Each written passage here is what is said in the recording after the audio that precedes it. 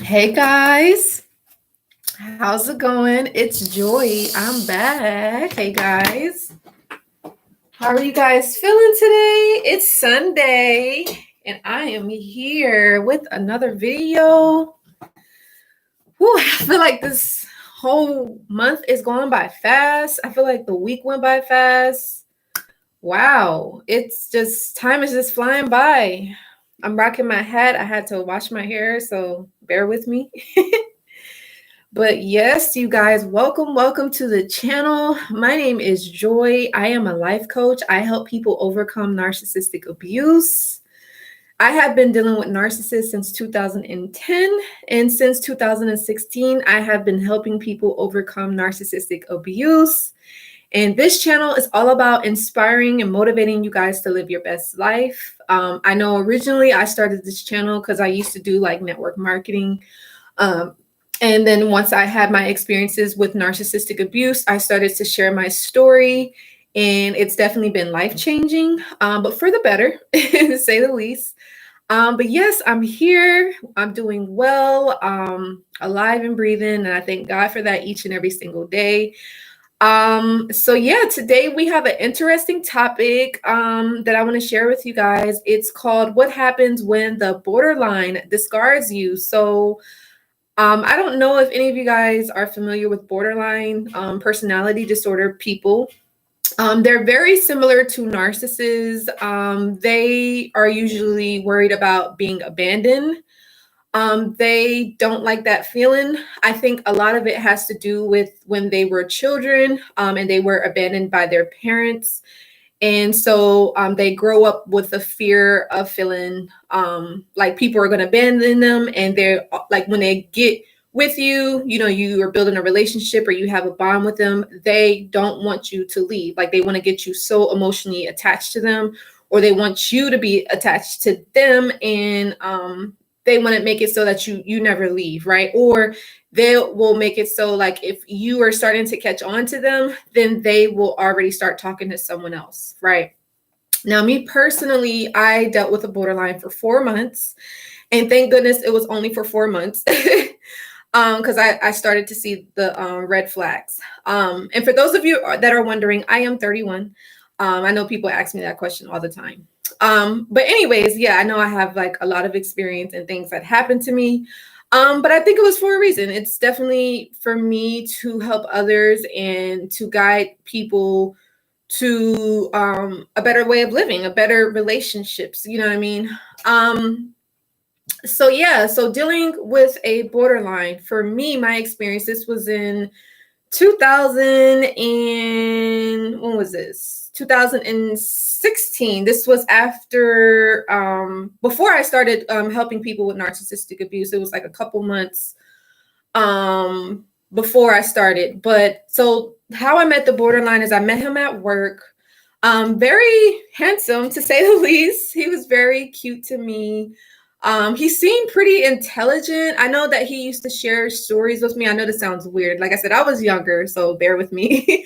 But he shared stories about how he worked for this company, and he was very entrepreneurial-like, and he was a battle rapper. And he would talk about how, I guess, the boss was like probably a narcissist. I don't know. Or maybe it was just like the boss was just kind of mean.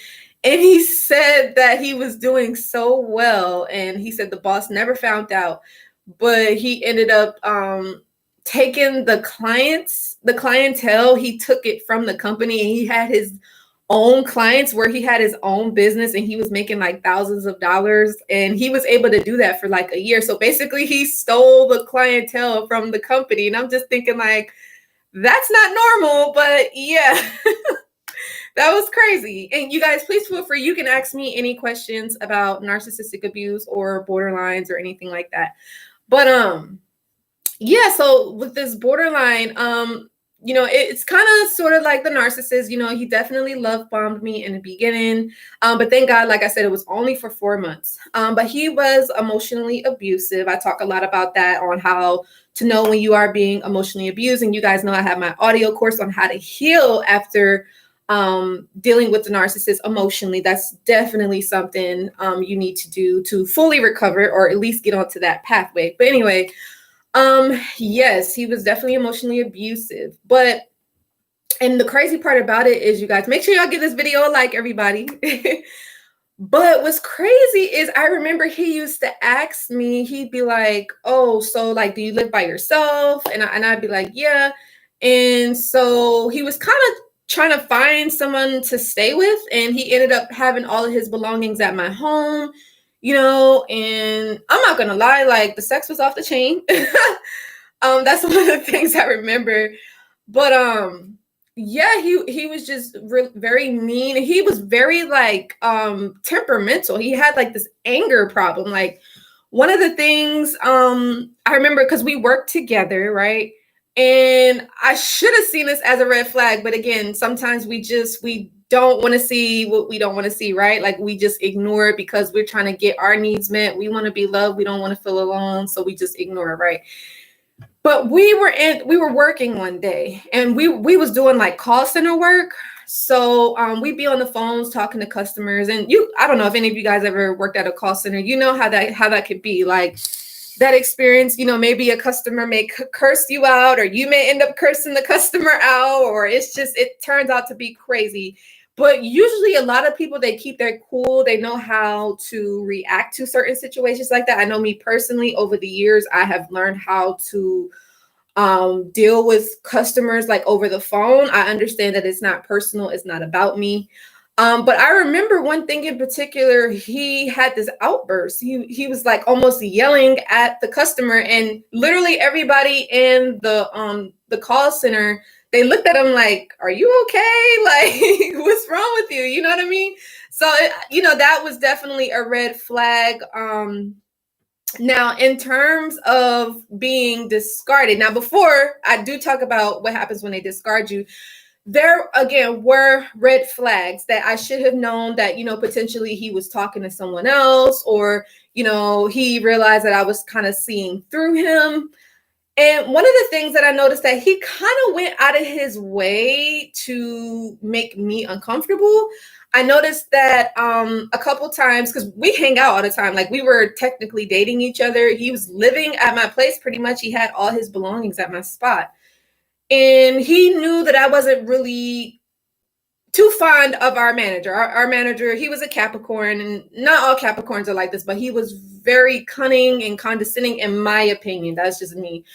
But, the manager, he would come and, intrude on us when we go to lunch, and, just little things like that, or just try to come in between us when we want to hang out on certain days. He'd be like, oh, why don't you come and do this with me, or whatever, try to get him away from me, or just try to make it uncomfortable, or like, we'd be in the car, like, for lunch. Let's say we decide to eat lunch with the manager, and he'd be like, oh, so Joy, what do you think about this? Or what do you think about that? Just kind of like trying to put me on a spot to like question my intelligence, or try to see like, what I'm about, or, to see if the guy would agree. I'm not going to mention names, but anyway, it was just a very uncomfortable experience. And I ended up telling the borderline guy that, hey, I'm not really comfortable with him, and I don't really want him to be around us. And can you make it so that it's just us two? And he kind of went out of his way to still be his friend. So if you know anyone that does that, I'm not necessarily saying that they're a borderline, but just be mindful. It's like, whoever you're with, they should want to make you happy. They should want to, make you feel comfortable. You know what I mean? Like, people that are toxic, people that are unhealthy, they go out of their way to make you feel some type of way. You know what I mean? It's not a good experience at all, right? So anyways, pretty much after that, I also noticed that he stopped spending a lot of time with me. I noticed that he would make up excuses as to why he couldn't see me. Now, granted, at the time I was living in Long Beach, and he was living, I want to say it was like Inglewood, LA area. So he only had to take the train to come and see me. So not a big deal, right? He could do it. But I noticed that he stopped spending time with me. So that was a red flag. The other thing is, he kept saying that he was always at his friend's house, right? And then the other thing is he would always talk about his ex. Oh my gosh. When people talk about their ex, huge red flag, right? He used to always, and that really made me uncomfortable. And he knew that, and he literally did that on purpose. And again, a sign of a borderline. But yeah, he would be like, apparently she broke his heart or something like that, and she cheated on him. But they had a kid together, but I don't think he ever got over it. Now, that's the difference, I think, is the difference between narcissists and borderlines. I feel like narcissists don't have the capacity to love, but borderlines do to a certain extent. Because this guy, the borderline, I feel like he really did love his ex. I just think that he didn't know how to cope with the loss. He didn't know how to cope with the heartbreak. And that was his issue. Like, he wasn't dealing with that. And I think he felt abandoned. And that's their worst fear, is to be abandoned, right? So they try to abandon you before you could do it to them, especially if they feel like, you know, you may be seeing through them, you may be questioning them, like you're not putting up with what they dishing out, and you like, yeah, like, what's up? Like, what, something is not right here. You're not listening to everything that they're telling you to do. You know what I mean? So yeah, that kind of got to me. He also, I guess this was the person that he had discarded me for. He would talk about this girl that was a model, but he always said that was a friend. And I'm thinking like, okay, because at the time I'd model here and there. It wasn't nothing serious, but you know, people do that in LA. But yeah, he'd always talk about this girl that was a model, and he'd be like, yeah, she's cool, she does a lot of great things, and she's super smart, and this and this and that. So, you know, that was the whole triangulations. Borderlines definitely do that. And they're, like I said, they are emotionally abusive. So let's get to the point when he discarded me and everything that occurred. Now, I know that you guys were like, dang, that took a lot of time, but I kind of wanted to give you guys the summary of the situation, because I know I hadn't talked about this in a while. But anyway, so in terms of when a borderline will discard you, now with me, he did it in a very sneaky and subtle way.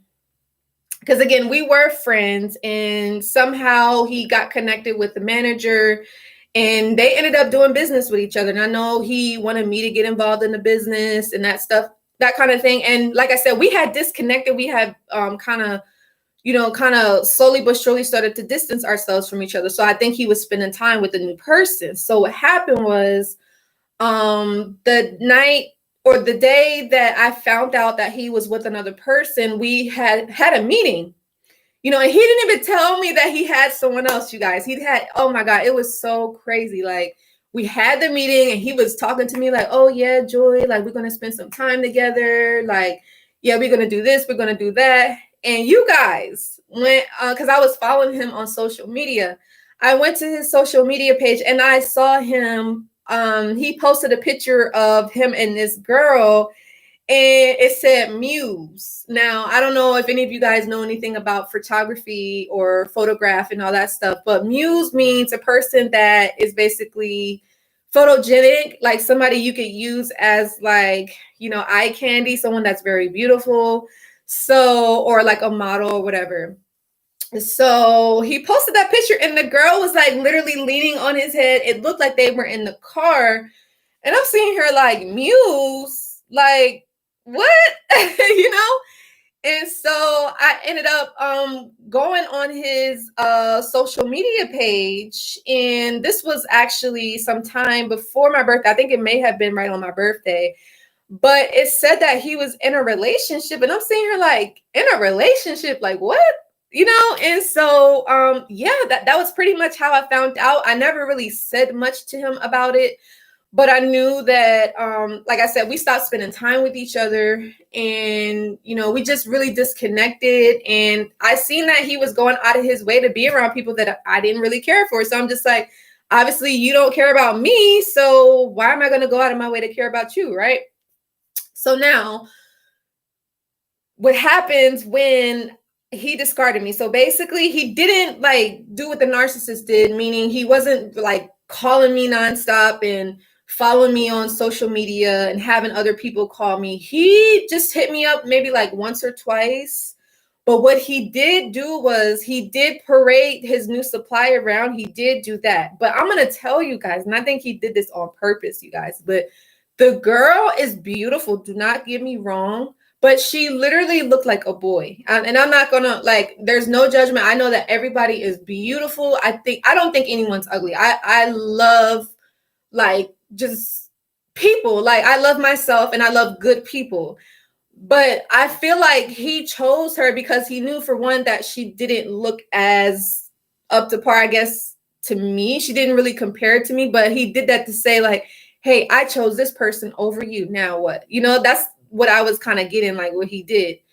And so that was hurtful. And constantly just posting pictures saying, like, oh yeah, this is my wife. Like, I'm gonna marry this person. We're gonna have children. Long story short, he's not with her anymore. And I think I seen that he was with this other person, and I don't think he's with that person anymore either. So these people usually never change either.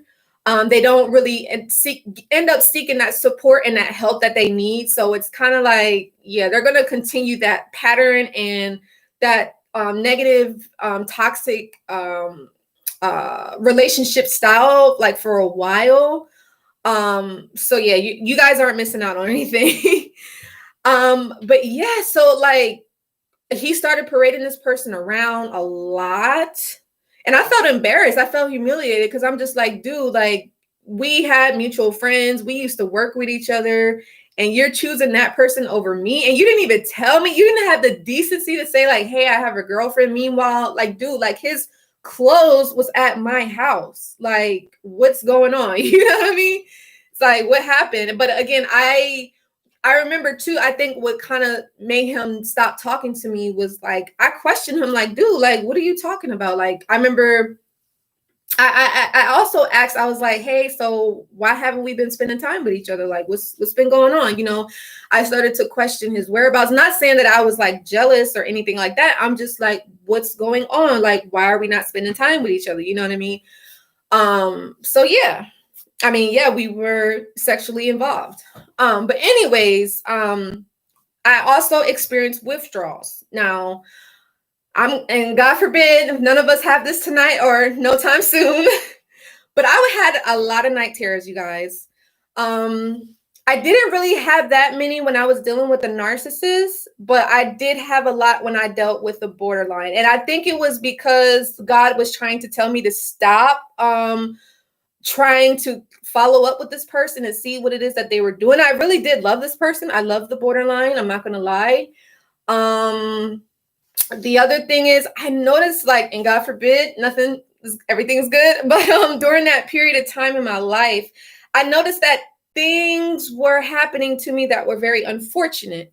And I was like, okay, God, like, what's going on? I remember, like, I had crashed, like, at this gas station. My car had stopped working. I remember, like, I would get a lot of tickets, like, randomly. I noticed that I was sick. Like, I never was ever sick, but, like, I remember because I used to drive for Lyft and Uber when I lived in LA. And I remember there was this one girl in particular, and I was telling her about how I felt hurt and all that stuff. And she was like, oh, I'm so sorry that you had that experience. She was like, girl, you deserve better, and this and this and that. And I was like, yeah, I know.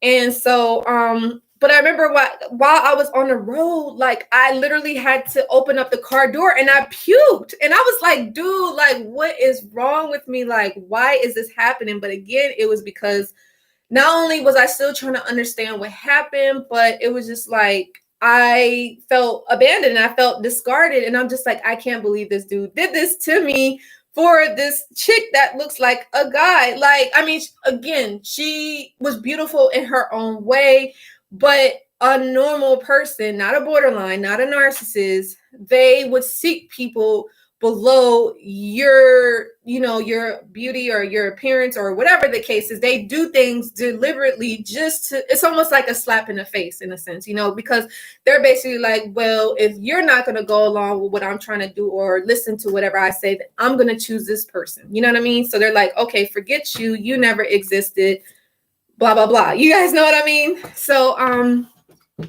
yeah, it was definitely a crazy experience for sure. But eventually I ended up getting over the person, thank God. And then that's when I started to talk and help. Well, I started posting videos about narcissistic abuse, and since late 2016, that's when I really took off, and I've been helping people overcome it ever since. So it's definitely been a blessing. But yeah, that's few of the things that you can potentially expect when you get discarded by a borderline. You just will have like a lot of withdrawals. You will ruminate a lot. You may not be able to sleep as good.